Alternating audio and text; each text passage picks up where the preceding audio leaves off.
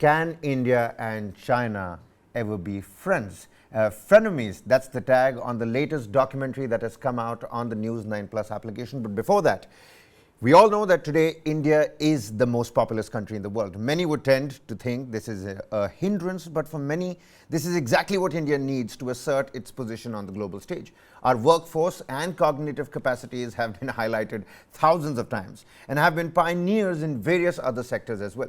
But China, our neighbor and one of the biggest, if not the biggest economy, gives us a tough fight, even as the two countries share a love-hate relationship. We have had wars, border scuffles and clashes, yet ironically, our trade with China is at an all-time high. This comes at a time when India is already pushing the idea of Make in India and Atmanirbhar Bharat and banning Chinese apps and intrusion as much as possible. Diplomatic ties, too, also have to be dealt with delicacy. Supermarkets are filled with their goods. But where is this eyeball-to-eyeball conflict leading us? $140 billion worth of economy versus India, that is more than 5 times what India has. Now, what does China want apart from keeping India guessing? It has 5 times the economy. We have more youngsters with us. India buys more. They manufacture more. India is a great hub for any manufacturer. 40 big plants have decided to move out of China. Tesla as well. But even as India has miles to catch up, the question we're trying to probe here is that can India and China ever be friends? Can we look beyond our border clashes as well? Joining me in the studio is the man behind this particular story, Amit Ranjan from News9. Warm welcome to you. And with us on the broadcast is Lieutenant General Rakesh Sharma, a defense expert who has erstwhile commanded the Fire and Fury Corps in Ladakh as well. A very warm welcome to you, Lieutenant General. Well, I'm going to quickly go first to you, Amit. The name of the documentary, Frenemies. Before we talk a little bit about that, let's quickly take a look at this snippet of the documentary called Frenemies. It's on the News9 Plus application. Quickly download it from the Google App Store or the Apple App Store for other incisive analysis and cutting-edge documentaries as well. But first, a snippet of this, and then we'll get the discussion rolling.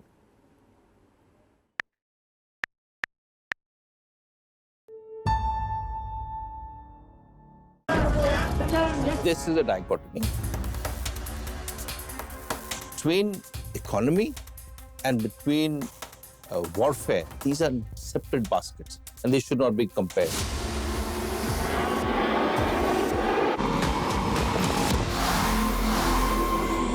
Why do we allow them to sell us goods that we can make on our own?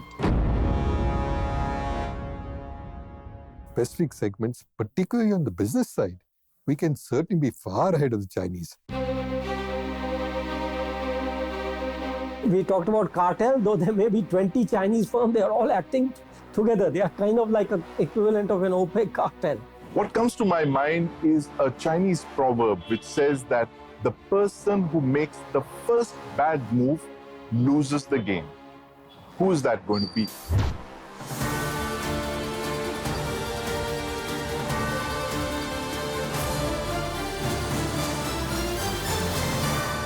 India has overtaken China to become the most populated country in the world.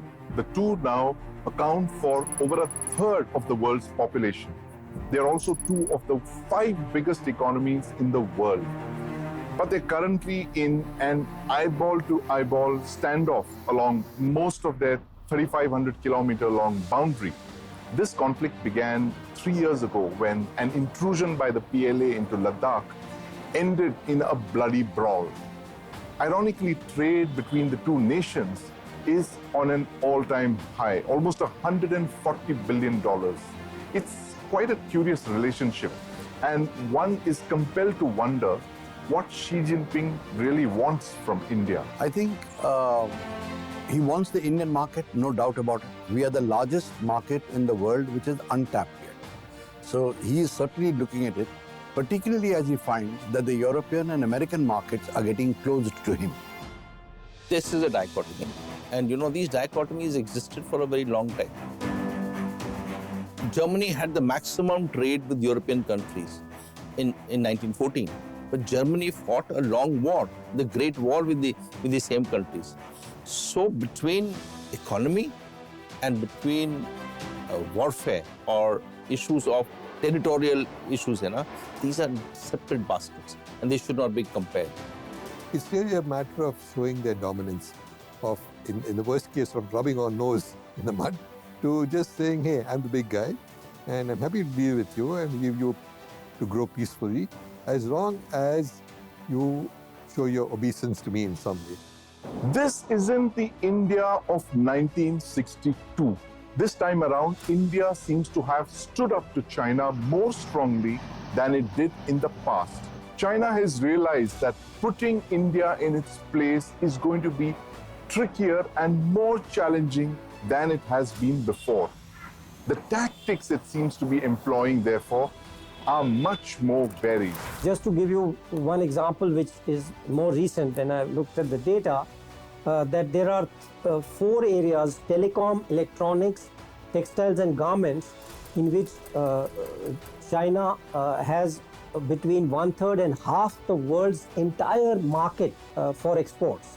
That's huge. I have never seen such numbers in history. I would call that a monopoly. We talked about cartel, though there may be 20 Chinese firms, they are all acting together. They are kind of like an equivalent of an OPEC cartel. Let me take you back a few years to understand what China has been doing over the years, overtly and covertly. They have been systemically, with a lot of state sponsorship, supporting funding-wise or expansion of what they don't permit in their own countries in other countries. So that could be used for influence operations, data gathering, spying.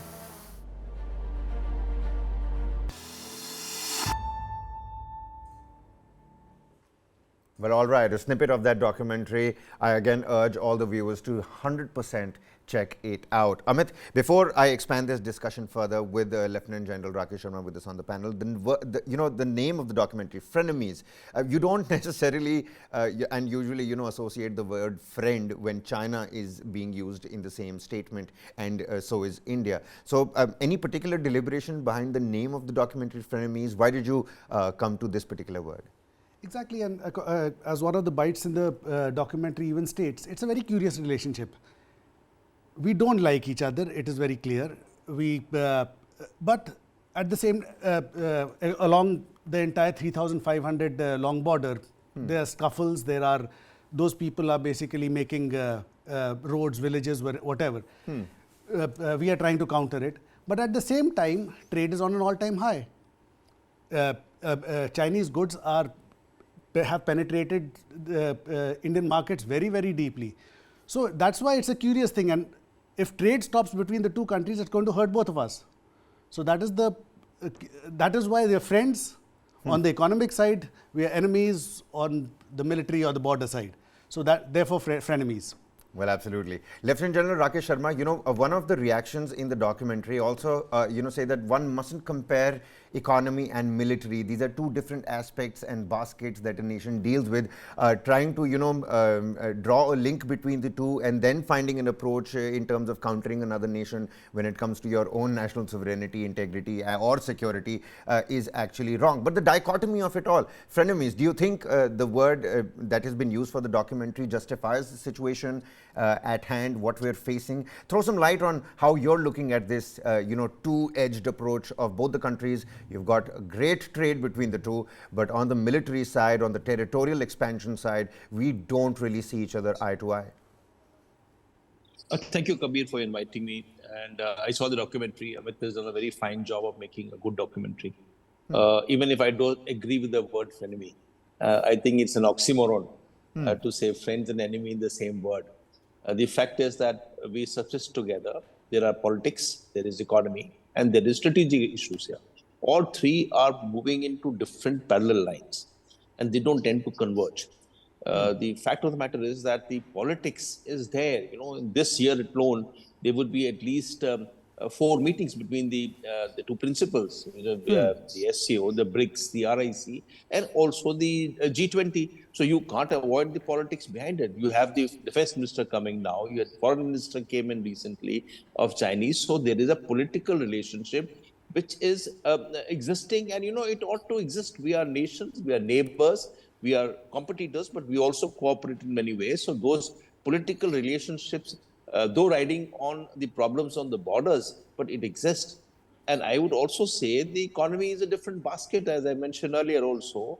The fact that we are dependent on, we have vulnerabilities in many ways in which the Chinese we are dependent on and to develop ourselves. We are a developing country and we have to be dependent on something. China is the best market to supply us lithium batteries or nuclear boilers for nuclear plants or solar panels, etc. So we can't buy it from anywhere else. So those things, and we need these things to change over the strides of the development that we are taking across. But having said that, can we avoid the Chinese are putting us under tremendous pressure on the borders? The pressure that we've got now, and the kind of eyeball, as Sandeep Monithan was saying, the kind of eyeball that we got on the borders now hasn't existed for since 1962. So there is a strategic issues here. So there are all three separate things, and all three run parallel to each other. They are not coterminous, and this is the way we're going to live till the time. You see, I want to add here, humans create conflicts. It's humans alone who can resolve the conflicts. And, humans have to get together and find via media to do so. So we can be friends. We can drop the enemies part of it. But it requires work to be done seriously.